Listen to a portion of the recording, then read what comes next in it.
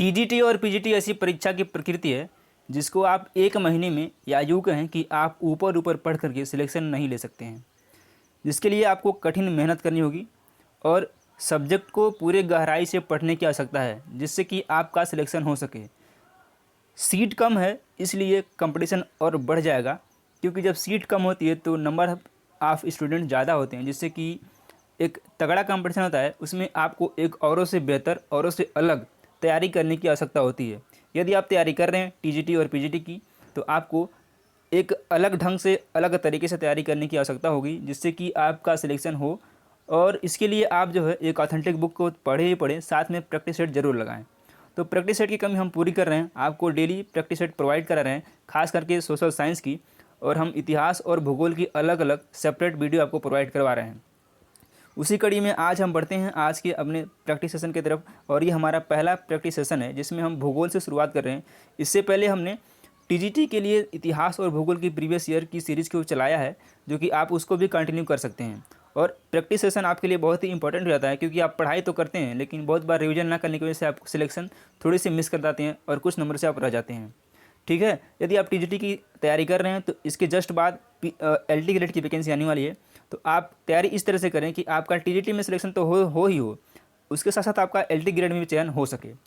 तो चलिए इसी के साथ आज शुरुआत करते हैं आज के सेशन को। नमस्कार दोस्तों, मैं हूं राम सिंह और स्वागत है आपका आपके अपने यूट्यूब चैनल यूनिवर्स क्लासेज में। आइए देखते हैं, और क्वेश्चन में जहां आवश्यकता होगी वहां क्वेश्चन की व्याख्या भी की जाएगी, इसलिए आप पेन और पेपर जरूर लेके बैठें जिससे कि आपको कुछ क्वेश्चन एडिशनल आप नोट कर पाएँ। आइए देखते हैं, पहला क्वेश्चन हमारा है, निम्नलिखित में से किसने 1543 में पृथ्वी केंद्रस्थ ब्रह्मांड के स्थान पर सूर्य केंद्रस्थ ब्रह्मांड की संकल्पना प्रस्तुत की? कापरनिकस, आई न्यूटन यानी कि आइजैक न्यूटन, हेरोडोटस या फिर अरस्तु ने? तो इसकी जो परिकल्पना की प्रस्तुति की थी वो की थी एन कापरनिकस ने। ऑप्शन नंबर ए बिल्कुल करेक्ट हो जाएगा। आइए कुछ देखते हैं इन्फॉर्मेशन से संबंधित। इसको बोलते हैं भू केंद्रित विचार यानी कि जियोमेट्रिक व्यू। पृथ्वी ब्रह्मांड के केंद्र में है जिसके चक्कर सभी आकाशीय पिंड लगाते हैं। ठीक है, इस तरह से आप इसको समझ सकते हैं। बढ़ते हैं अगले क्वेश्चन की तरफ। अगला जो हमारा क्वेश्चन है वो है, निम्नलिखित में कौन सा पृथ्वी पर विद्यमान ऑक्सीजन का सबसे बड़ा भंडार है? तो ये आपको, हमको नहीं लगता कि आप इसको क्वेश्चन को नहीं जानते होंगे। श्योर है मैक्सिमम लोग इस क्वेश्चन को जानते होंगे। स्थलमंडल, वायुमंडल, जलमंडल या फिर जीवमंडल? तो आपको पता है कि जो वायुमंडल है वो किस जगह पे है? तो वायुमंडल हमारे स्थलमंडल पे है, और स्थलमंडल का पार्ट ही वायुमंडल है, इसलिए ये तो आंसर नहीं होगा। जीवमंडल भी नहीं होगा और जलमंडल भी नहीं होगा। तो सबसे ज़्यादा जो ऑक्सीजन विद्यमान है वो है स्थलमंडल में। ऑप्शन नंबर ए बिल्कुल करेक्ट है। अब आपको एक क्वेश्चन का आंसर देना कमेंट बॉक्स में कि ऑक्सीजन से ज़्यादा या फिर सबसे ज़्यादा वायुमंडल में कौन सी गैस विद्यमान है। कमेंट बॉक्स में कमेंट करिए, यदि आपको पता हो तो, नहीं पता हो तो फिर भी कमेंट करिए, हम आपको बताएंगे। ग्रीष्म संक्रांत के बारे में निम्नलिखित कथन पर विचार करिए तथा नीचे दिए गए कूट से सही उत्तर चुनिए। सूर्य कर्क रेखा पर होता है, सूर्य मकर रेखा पर होता है, उत्तरी गोलार्ध में सबसे बड़ा दिन और सबसे छोटी रात होती है, या फिर दक्षिणी गोलार्ध में सबसे बड़ा दिन और सबसे छोटी रात होती है। यह बात होती है ग्रीष्म संक्रांति यानी कि 21 जून की बात हो रही है। 21 जून को आपको पता है कि उत्तरी गोलार्ध में सबसे बड़ा दिन होता है और सबसे छोटी रात होती है। इस कंडीशन में जो है ये क्या क्या इसमें सत्य है? तो सूर्य जो होता है वो कर्क रेखा पर होता है, पहला ऑप्शन बिल्कुल करेक्ट है। और सूर्य मकर रेखा पर होता है, ये तो बिल्कुल गलत है। तो क्या होता है, सूर्य कर्क रेखा पर होता है और उत्तरी गोलार्ध में सबसे बड़ा दिन और सबसे छोटी रात होती है, अभी हमने डिस्कस किया हुआ है। तो 1 और 3 यानी कि पहला भी सही है और तीसरा भी सही है, तो इस तरह से ऑप्शन नंबर सी बिल्कुल करेक्ट हो जाएगा। अगला क्वेश्चन देख लेते हैं। सूर्य के चारों ओर परिक्रमण के दौरान पृथ्वी 4 जुलाई को सूर्य के सबसे दूर होती है, इस स्थिति को क्या कहा जाता है? एक होता है उपसौर, एक होता है अपसौर। तो सूर्य के चारों जो परिक्रमा के दौरान पृथ्वी 4 जुलाई को जो है सूर्य के सबसे दूर होती है, उस स्थिति को बोलते हैं अपसौर या फिर सूर्योच्च। एक नया शब्द है सूर्योच्च, इसको भी आपको ध्यान रखना है। सूर्योच्च बोलते हैं और इसी को अपसौर भी बोलते हैं। अब आपको बात करनी है कि उपसौर कब होता है। अपसौर तो 4 जुलाई को होता है, और अब बतानी कमेंट बॉक्स में कमेंट करके कि उपसौर कब होता है, ये आप बताएंगे। चलिए अगला जो क्वेश्चन देखते हैं। किसी भी विकसित अर्थव्यवस्था में सबसे अधिक रोजगार प्रदाता क्षेत्र कौन सा है? तृतीयक, प्राथमिक, द्वितीयक या फिर निर्यात? तो किसी भी विकसित अर्थव्यवस्था में जो सबसे अधिक रोजगार प्रदान करने वाला क्षेत्र है वो कौन सा है? यह जो है ये है तृतीयक क्षेत्र, ए ऑप्शन बिल्कुल करेक्ट हो जाएगा और आप ये देखते हैं कि ऑप्शन नंबर ए बिल्कुल करेक्ट हो जाएगा। अगला जो हमारा क्वेश्चन है, निम्नलिखित नदियों में से कौन सी आंतरिक जलमार्गों के रूप में सबसे उपयुक्त है? डेन्यूब, राइन, वोल्गा या फिर एल्ब। तो आंतरिक जलमार्गों के रूप में जो सबसे ज़्यादा उपयुक्त नदी है वह नदी है राइन नदी और बी ऑप्शन बिल्कुल करेक्ट है। और जो राइन नदी है यह जो है राइन जलमार्ग यूरोप का प्रमुख आंतरिक जलमार्ग है, यानी कि जो राइन का प्रमुख जलमार्ग है वो है यूरोप का राइन जलमार्ग। राइन नदी स्विट्जरलैंड, जर्मनी तथा नीदरलैंड से होकर प्रवाहित होती है। ये भी ध्यान रखना है, कभी पूछ ले कि राइन नदी कहाँ कहाँ से होकर प्रवाहित होती है, तो स्विट्जरलैंड, जर्मनी तथा नीदरलैंड से होकर ये प्रवाहित होने वाली नदी है। और राइन नदी का जो विश्व का व्यस्ततम जलमार्ग है, जिसके द्वारा कोयले का सर्वाधिक परिवहन किया जाता है, इसलिए इसे कोयला नदी भी कहते हैं। तो इसको कोयला नदी भी कहते हैं, ये भी आपको ध्यान रखना है। चलिए अगला क्वेश्चन देखते हैं। मरमरा सागर जोड़ता है किसको किसको जोड़ता है? एजोब के साथ काला सागर को। तो जो मरमरा सागर है वह जोड़ता है एजियन सागर के साथ काला सागर को। बी ऑप्शन बिल्कुल करेक्ट हो जाएगा। चलिए अगला जो क्वेश्चन देखते हैं। भारत के किस भाग में दंडकारण्य प्रदेश अवस्थित है? उत्तर पूर्वी भाग में, दक्षिण पूर्वी भाग में, केंद्रीय भाग में या फिर उत्तरी भाग में? तो जो दंडकारण्य प्रदेश का विस्तार भारत के दक्षिण पूर्वी भाग में उड़ीसा, छत्तीसगढ़ तथा आंध्र प्रदेश एवं तेलंगाना राज्यों में लगभग 89,078 वर्ग किलोमीटर क्षेत्र में फैला हुआ है। कितना फैला हुआ है? 89,078 क्या इधर सकड़ा 10,000 89,7800 किलोमीटर वर्ग क्षेत्र में ये फैला हुआ है। फिर से सुनिए, ये कहाँ कहाँ फैला हुआ है? उड़ीसा, छत्तीसगढ़ तथा आंध्र प्रदेश एवं तेलंगाना राज्यों में ये फैला हुआ है। इसका करेक्ट आंसर है ऑप्शन नंबर बी। अगला क्वेश्चन, भारत में केवल सक्रिय ज्वालामुखी कौन सा है? ये फैक्चुअल क्वेश्चन है। माउंट ब्यूलर, माउंट कोयोब या फिर बैरनदीप। तो भारत में जो सक्रिय ज्वालामुखी है वो है बैरनदीप, एकमात्र ज्वालामुखी है जो सक्रिय ज्वालामुखी है। ऑप्शन नंबर सी बिल्कुल करेक्ट है। पाट क्षेत्र कहाँ अवस्थित है? मेघालय पठार में, बुंदेलखंड पठार में, कर्नाटक पठार में या फिर छोटा नागपुर पठार में? तो जो पाट क्षेत्र है वह है छोटा नागपुर पठार में और यह ग्रेनाइट चट्टान से निर्मित उच्च भूमि स्थलाकृति या द्वीप रूपीय स्थलाकृति है। इसी को हम लोग पाट बोलते हैं या फिर इसी को पाट लैंड बोलते हैं। तो इस तरह से डी ऑप्शन बिल्कुल करेक्ट है। चलिए अगला क्वेश्चन देखते हैं। उत्खात भूमि का विकास किस प्रकार के मृदा अपर्दन के परिणाम स्वरूप होता है? रील अपर्दन, अवनलिका अपर्दन, परत अपर्दन या फिर असफाल अपर्दन? तो जो उत्खात भूमि होती है उसका जो विकास होता है वह होता है अवनलिका अपर्दन में। बी ऑप्शन बिल्कुल करेक्ट हो जाएगा। चित्रकूट जलप्रपात को भारत का नियाग्रा जलप्रपात की संज्ञा दी जाती है। चित्रकूट जलप्रपात किस नदी पर अवस्थित है? कृष्णा, बराकर, इंद्रावती या फिर दामोदर? तो यह इंपॉर्टेंट क्वेश्चन है, कई बार एग्जाम में पूछा गया है। तो जो चित्रकूट जलप्रपात है वह है इंद्रावती नदी पर। ऑप्शन नंबर सी बिल्कुल करेक्ट है, इसको आप करेक्ट लगा के चलें। अगला जो हमारा क्वेश्चन है, पृथ्वी के वायुमंडल में प्रचुरता के संबंध में निम्नलिखित में से कौन सी गैस दूसरे स्थान पर आती है? ये जो क्वेश्चन हमने अभी पहले डिस्कस किया वही क्वेश्चन है। तो ये आता है ऑप्शन नंबर ए और 20% यानी समथिंग 21%। और उससे सबसे ज़्यादा क्या है? ये नाइट्रोजन है, ये मैक्सिमम है। ठीक है, उसके बाद ऑक्सीजन आता है। अगला क्वेश्चन देखते हैं। समुद्र तल प्रसार की धारणा निम्नलिखित में से किसने प्रस्तावित किया था? बुलार्ड, मैकेंजी, हैरी हैंस या फिर मोर्गन ने?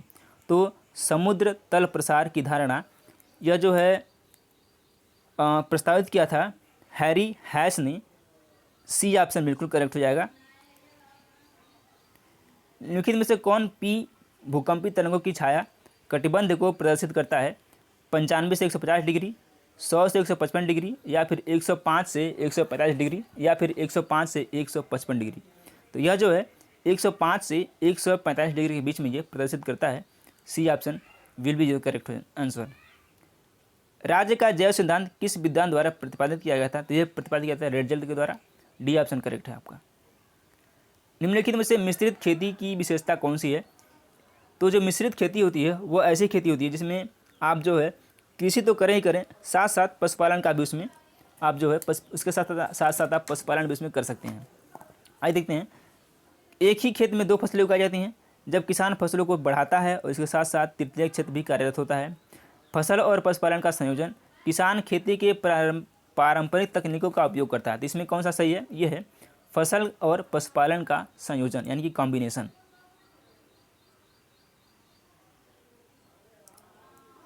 अगला क्वेश्चन, 1989 में योजना आयोग यानी कि अब इसको नीति आयोग कहा जाता है ने भारत को कितने जलवायु प्रदेशों में विभाजित किया था?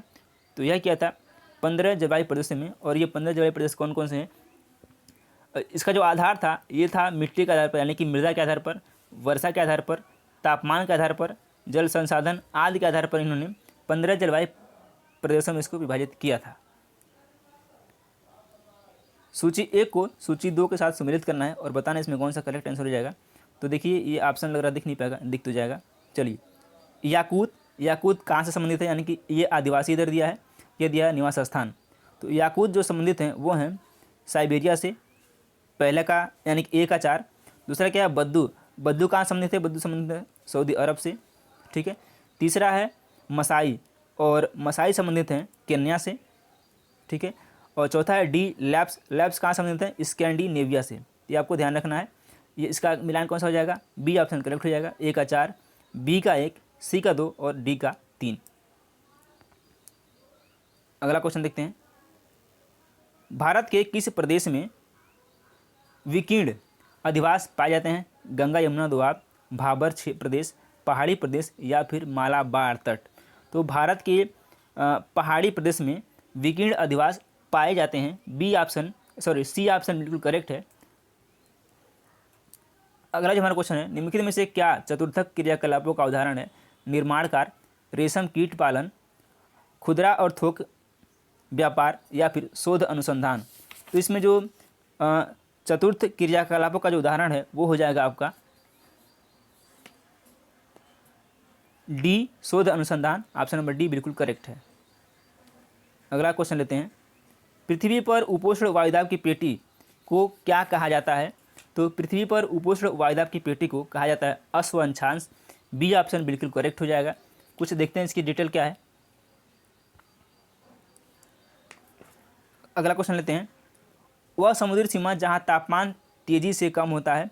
थर्मोस्फीयर, थर्मोक्लाइन, हेलोस्फीयर या फिर हेलोक्लाइन। तो वह स्थान जहां तापमान तेजी से कम होता है उसको बोलते हैं थर्मोक्लाइन। बी ऑप्शन बिल्कुल करेक्ट है। कोयले और तेल का उत्पादन करने वाली कार्बन युक्त चट्टानें किससे संबंधित हैं? रूपांतरित, अवसादी, अजैविक या फिर आग्नेय। तो यह संबंधित हैं अवसादी चट्टानों से। बी ऑप्शन बिल्कुल करेक्ट है। आपको पता होगा कि जो अवसादी चट्टानें होती हैं वहीं से तेल और कार्बनिक चट्टानें पाई जाती हैं। रुको और जाओ निश्चयवाद की अवधारणा किसने दी थी? फ्रेडरिक रेडजल, रिचथोफेन, ग्रिफिथ टेलर या फिर एलर चर्चिल सैम्पुल। तो यह दिया था ग्रिफिथ टेलर ने। सी ऑप्शन बिल्कुल करेक्ट है। ये काफ़ी फेमस है, रुको और जाओ निश्चयवाद। थीमेटिक मानचित्र किससे संबंधित है? विशिष्ट प्रयोजन मानचित्र है, भौगोलिक संबंधों को बताता है या फिर अध्ययन की एक विषय वस्तु अथवा बहुविषय वस्तुओं को दर्शाता है या फिर चौथा है क्षेत्र की सतही विशेषताओं को चित्रित करता है। तो इसका जो करेक्ट आंसर है वो क्या हो जाएगा? वो हो जाएगा आपका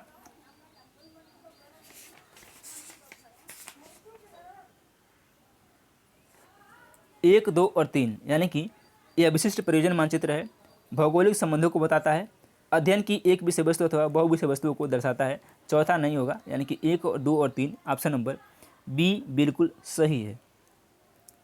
अगला क्वेश्चन लेते हैं, सूची 1 को सूची 2 के साथ सम्मिलित करना है। आइए देखते हैं इसको कैसे सम्मिलित कर सकते हैं। ये काफ़ी छोटा हो गया है, चलिए फिर भी लगता दिख जाएगा। एनीमोमीटर किससे संबंधित है? तो जो एनीमोमीटर होता है वो संबंधित होता है आकाशीय पिंडों की स्थिति का समुद्री जहाज़ों से निर्धारण हेतु। यानी कि पहले का हो जाएगा 3, हवा की गति को मापने के लिए होता है एनीमोमीटर।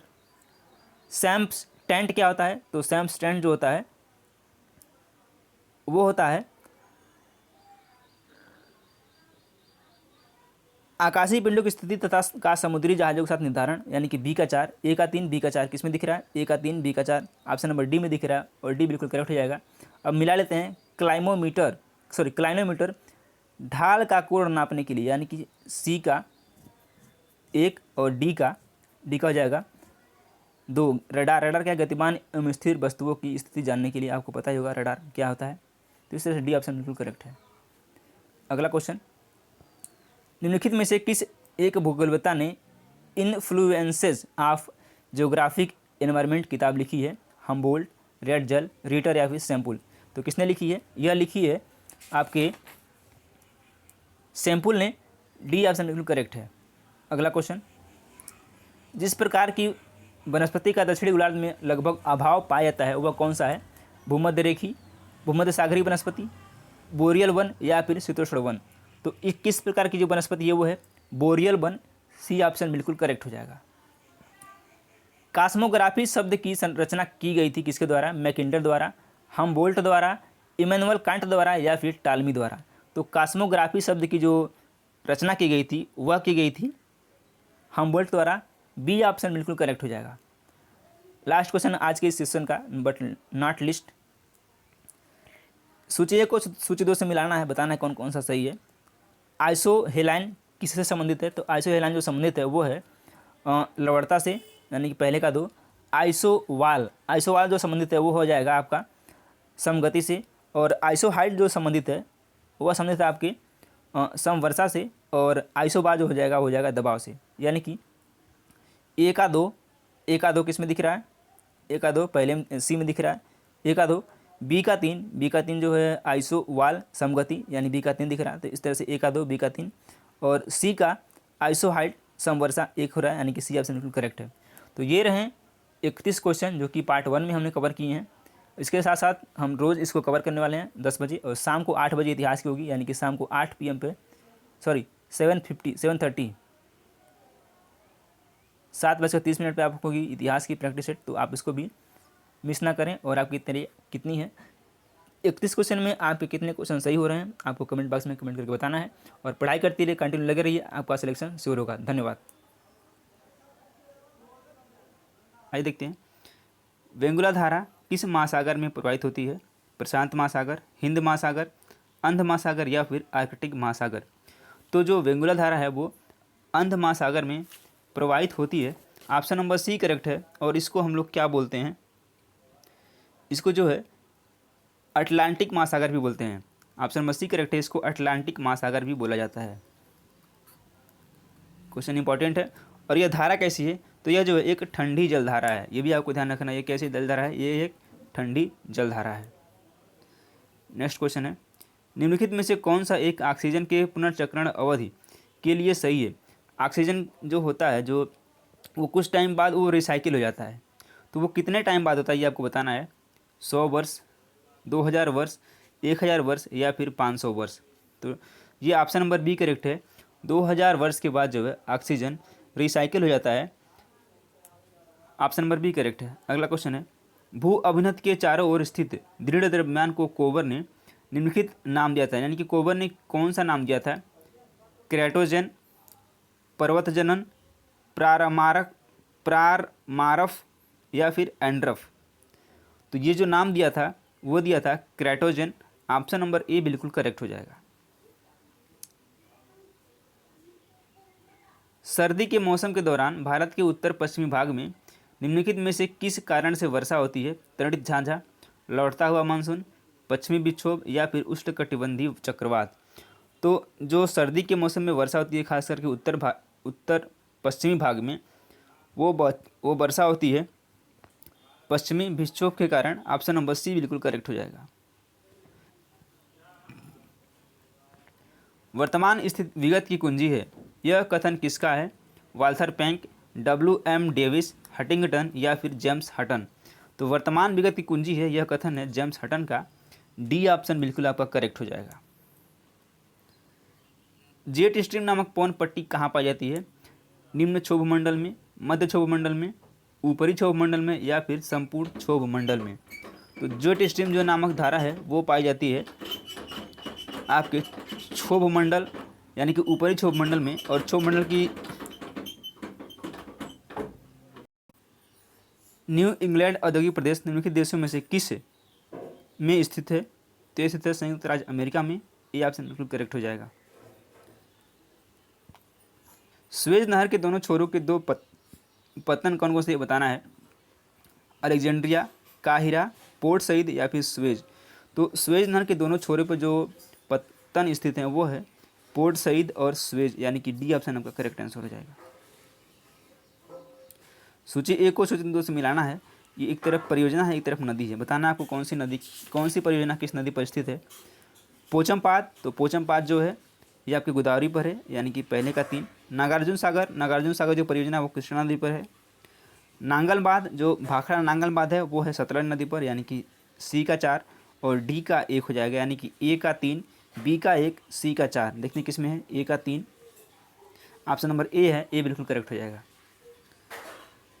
पारिस्थितिकी तंत्र में तत्वों के चक्रण को क्या कहते हैं। रासायनिक चक्र, जैव, तो इसको बोलते हैं जैव भू रासायनिक चक्र। बी ऑप्शन आपका करेक्ट हो जाएगा।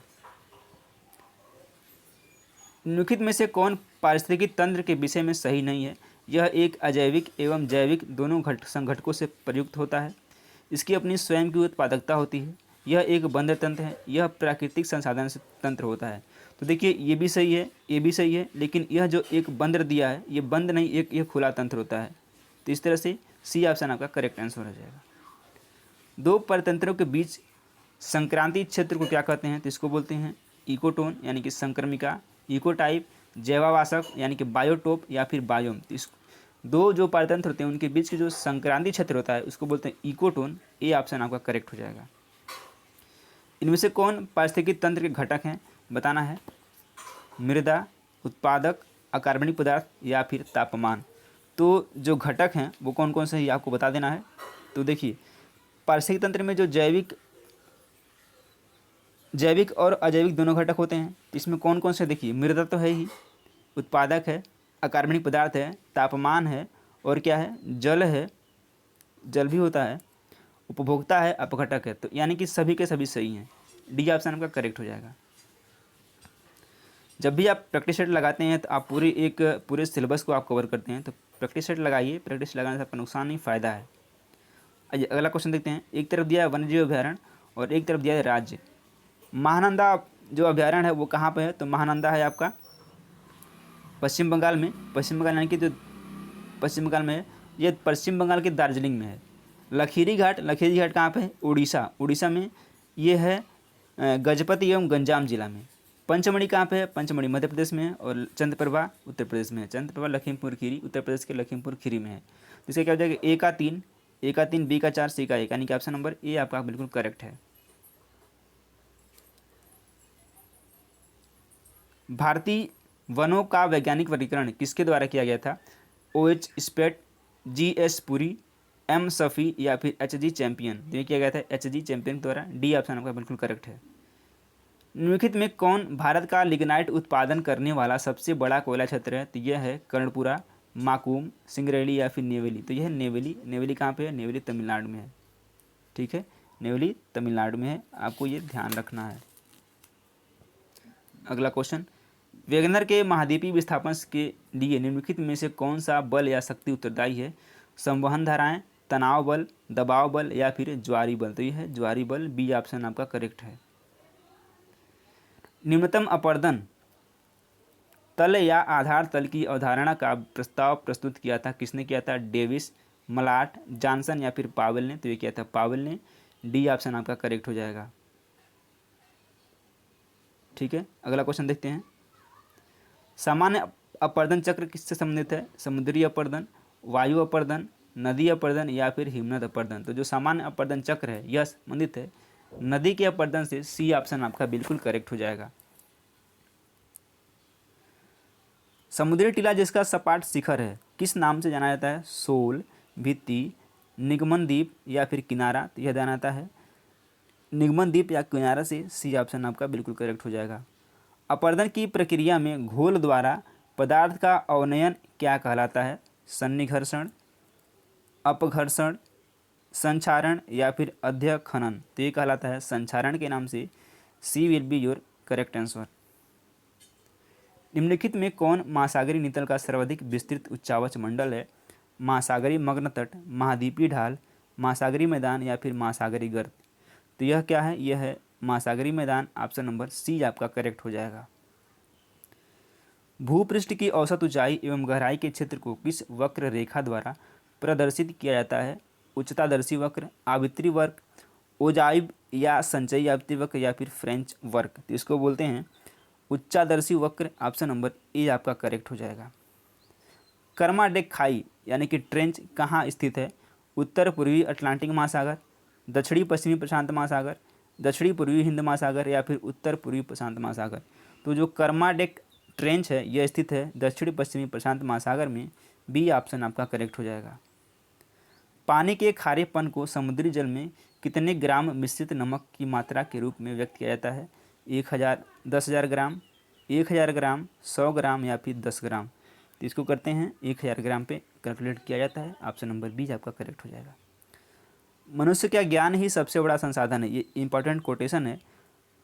यह कथन किसका है? बोमिन व गोस्ट का, कार्ल साबर व एंडेंट्री का, काशीनाथ सिंह व जगदीश सिंह का या फिर जिमरमैन व मिचेल का। तो ये जो कथन है वो है जिमरमैन व मिचेल का। डी ऑप्शन आपका बिल्कुल करेक्ट हो जाएगा। अरेबिका और रोबस्टा किसकी किस्में हैं? ये काफ़ी, गन्ना, चाय या फिर रबर।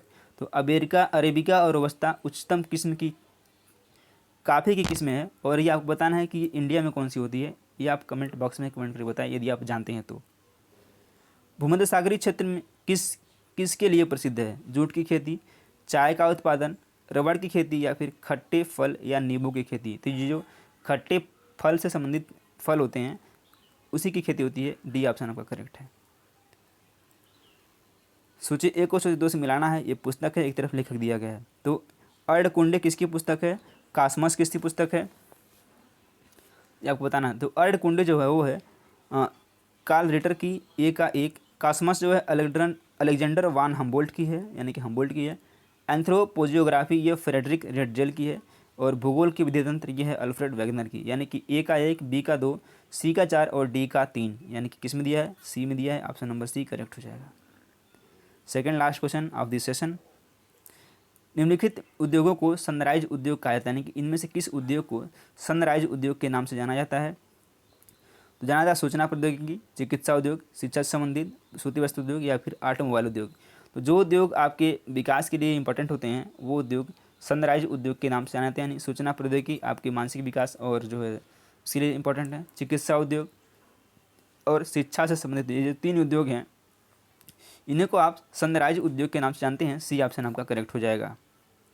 लास्ट क्वेश्चन इस सेशन का। ऑस्ट्रेलिया का वीपा क्षेत्र यानी कि वीपा क्षेत्र प्रसिद्ध किसके लिए? लौह अयस्क के भंडार के लिए, तांबा भंडार के लिए, मैग्नीज भंडार के लिए या फिर बॉक्साइट भंडार के लिए। तो ऑस्ट्रेलिया का जो वीपा क्षेत्र है वो प्रसिद्ध है बॉक्साइट भंडार के लिए। डी ऑप्शन आपका बिल्कुल करेक्ट है। और ये रहे 31 क्वेश्चन जो कि आपके टीजीटी और पीजीटी के लिए काफ़ी इंपॉर्टेंट है। 31 में आपने कितना सही किया? यदि आपने 20 प्लस सही किया तो आपकी तैयारी अच्छी है और आपको सिर्फ और सिर्फ रिवीजन करने की ज़रूरत है। यदि आप 15 से नीचे जा रहे हैं तो आपको अपने कंसेप्ट को क्लियर करने की आवश्यकता है। कंसेप्ट क्लियर करिए, तैयारी कीजिए, अभी बहुत समय है और आप